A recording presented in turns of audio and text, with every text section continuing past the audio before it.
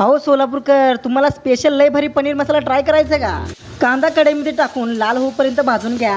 मग अद्रक लसूण टाका की चांगलं तेलामध्ये भाजून घ्या बघा त्याला. मग पुदिना टाका, मग कोथिंबीर टाका, चांगलं मिक्स करा बघा. ते मसाला एका ताटामध्ये काढून घ्या बघा. परत कढईमध्ये टमाटर टाकायचं बघा. वरून थोडस तेल टाका, तेलामध्ये मस्त शिजवून घ्या. परत टमाटर काढलं ना बाजूला, पनीर टाका, थोडस लाल होईपर्यंत भाजा. भाजलेला मसाला मिक्सर मध्ये गरगर फिरवायचं बघा. टमाट्याला तर कशाला सोडायचं, त्याला पण गरगर फिरवा की मिक्सर मध्ये. मोठं पातेलं घ्या, तुमच्या प्रमाणे तेल टाका, मग नंतर खडा मसाला टाका, मग मसाला टाका, चांगलं मिक्स करा बघा. पनीर मसाला घ्या, मग टाका की पातेल्यात, मिक्स करा. हळद टाका, आपला घरचा मॅजिक मसाला टाका, मग मिक्स करा. मग टमाट्याचं पेस्ट टाका की. नंतर मस्त ग्रेव्ही झालं ना, पनीर टाकायचं बघा.